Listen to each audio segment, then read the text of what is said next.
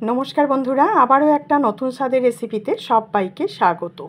পনির তো আপনারা প্রত্যেকেই তৈরি করেন আর অনেক ভালোই তৈরি করেন, তবে আমি আজকে ঘরোয়া মশলা দিয়ে পনির রান্না করে দেখাবো। এই পনির তৈরি করতে না লাগবে আমাদের কাজু বাদাম, না লাগবে টক দই, না লাগবে পোস্ত। একদম ঘরোয়া মশলায় সিম্পল সাধারণ রান্না করব, কিন্তু খেতে অসাধারণ হয়। সাদা ভাত, পোলাও, ফ্রাইড রাইস কিংবা রুটি পরোটার সঙ্গে খেতেও এটা ভীষণ ভালো লাগে। এখানে আমি 700 গ্রামের মতন পনির নিয়েছি আর তার থেকে অর্ধেকটা কেটে নিলাম। এখানে আমি 350 গ্রামের মতো পনির নিলাম আর পনিরটাকে চৌকো টুকরো করে কেটে নেব। আপনারা আপনাদের পছন্দ মতন কেটে নিতে পারেন। আমি একটু বড় বড় করে পনিরগুলোকে কাটছি আর চৌকো টুকরো করে কাটছি। চৌকো টুকরোর পরিবর্তে আপনারা কোনাচে করেও কাটতে পারেন। এইভাবে একবার পনির বাড়িতে বানিয়ে দেখতে পারেন। রান্না করা কোনো রকম ঝামেলা নেই। আমাদের রান্নাঘরে যে সমস্ত মশলা থাকে সেই মশলা দিয়েই একদম সাধারণ রান্না, কিন্তু স্বাদ হবে অসাধারণ। দেখুন, আমি এখানে পনিরের টুকরোগুলোকে একটু বড় বড় করে কেটে নিয়েছি। এখন আমি একটা মশলা তৈরি করে নেব। এখানে নিয়েছি 1.5 ইঞ্চির মতন আদা আর নিলাম 4-5টা কাঁচা লঙ্কা। তার সঙ্গে নিয়ে নিচ্ছি হাফ চামচ জিরের গুঁড়ো, হাফ চামচ ধনের গুঁড়ো।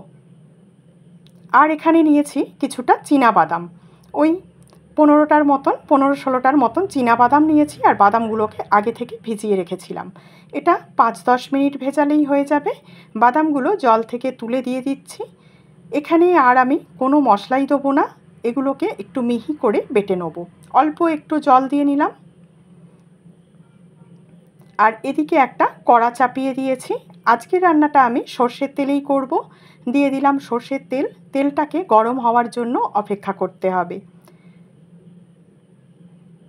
তেল গরম হয়ে যাওয়ার পর তেলের মধ্যে অল্প একটু নুন দিয়ে দিলাম। এখন পনিরের টুকরোগুলো দিয়ে হালকা ভেজে নেব। পনির কিন্তু খুব বেশি ভাজবার দরকার নেই। পনির যদি খুব বেশি ভাজা হয় তাহলে দেখবেন খেতে একদমই ভালো লাগবে না, শক্ত হয়ে যাবে, একটু রাবারের মতন হয়ে যাবে। পনিরগুলোকে উল্টে পাল্টে একটু হালকা কালার আসা পর্যন্ত ভেজে নিতে হবে। আর যদি ভাজতে পছন্দ না করেন তাহলে এখানে কাঁচা পনিরও দিতে পারেন। দেখুন, আমি একটু উল্টে পাল্টে এপিট ওপিট করে পনিরগুলোকে ভেজে নিয়েছি। এখন পনিরগুলো একটা আলাদা পাত্রে তুলে রেখে দেবো।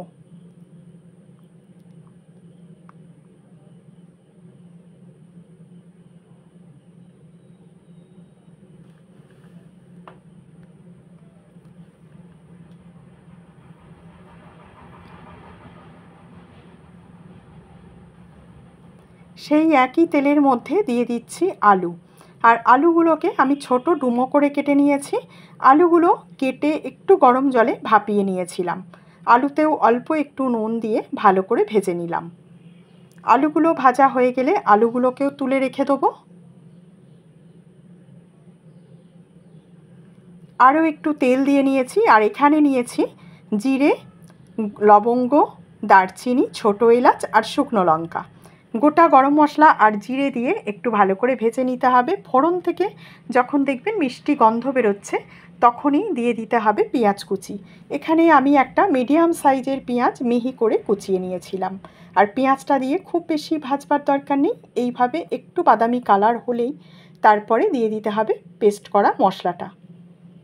মশলা দিয়ে মশলার জারটা ধুয়ে একটু জল দিয়ে দিলাম। এখন মশলাটাকে অনবরত নেড়েচেড়ে কষাতে হবে। যেহেতু বাদাম দেয়া আছে তার জন্য অনবরত নাড়াচাড়া করতে হবে যাতে তলা থেকে ধরে না যায়।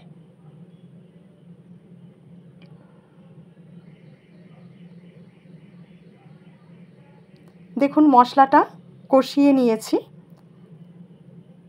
মশলা থেকে অল্প অল্প তেল ছাড়তে শুরু করেছে। এখন দিয়ে দিচ্ছি একটা মিডিয়াম সাইজের টমেটো।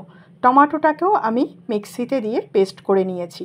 অল্প একটু জল দিয়ে দিলাম, দিয়ে আবারও মশলাটাকে কষাতে হবে। টমেটোর কাঁচা গন্ধ চলে যাওয়ার পর্যন্ত মশলাটাকে খুব ভালো করে কষিয়ে নেব। আর টমেটো দেওয়ার পর এই রকম কম আঁচে মশলাটা কষাতে হবে। দেখুন, আমি একটু চাপা দিয়ে দিচ্ছি। একটু চাপা দিয়ে দিলে দেখবেন মশলা থেকে তেলটা খুব ভালোভাবে ওপরে উঠে আসবে। মশলাটা 2-3 মিনিট চাপা দিয়ে কষিয়ে নিয়েছি। এখন আরও একটু নেড়েচেড়ে রান্না করে নিচ্ছি।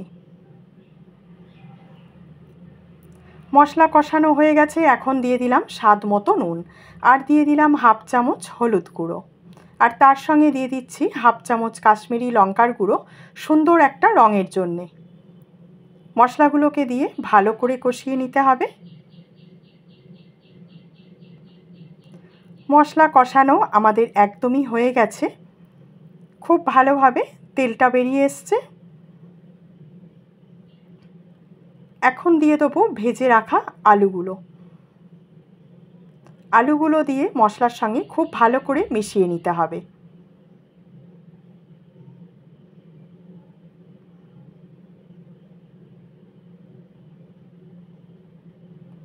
আলু দিয়ে মিশিয়ে নেওয়ার পর দিয়ে দিচ্ছি জল, আর এই রান্নায় আমি একটু জলটা বেশি করে দেবো, কারণ যখন রান্নাটা হয়ে যাবে নামিয়ে রাখার পর দেখবেন পনিরে অনেকটাই কিন্তু ঝোল টেনে নেয়।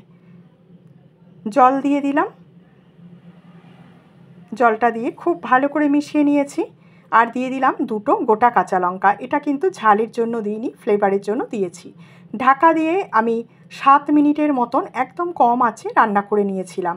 এবারে দিয়ে দিচ্ছি ভেজে রাখা পনিরগুলো। পনিরগুলো দিয়ে এখানে আমি আর 4-5 মিনিটের মতন রান্না করব। আবারও চাপা দিয়ে দিলাম, দিয়ে মিডিয়াম আঁচে 4-5 মিনিট রান্না করে নেব। ব্যাস, রান্না আমাদের একদম কমপ্লিট। এবারে দিয়ে দিলাম হাফ চামচ চিনি, আর দিয়ে দিলাম হাফ চামচের মতো রোস্টেড কাসুরি মেথি। কাসুরি মেথিটাকে আগে আমি শুকনো খোলায় একটু ভেজে নিয়ে গুঁড়ো করে নিয়েছিলাম। আর দিয়ে দিলাম হাফ চামচ ঘি। সব কিছু দিয়ে খুব ভালো করে মিশিয়ে নেওয়ার পর গ্যাস অফ করে 5 মিনিট রেস্টে রাখবো।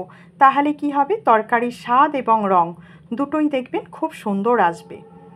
আর আমি হাতা দিয়ে তুলে দেখিয়েও দিচ্ছি, ঠিক এই রকম ঝোল অবস্থায় আমি নামিয়ে নিয়েছিলাম।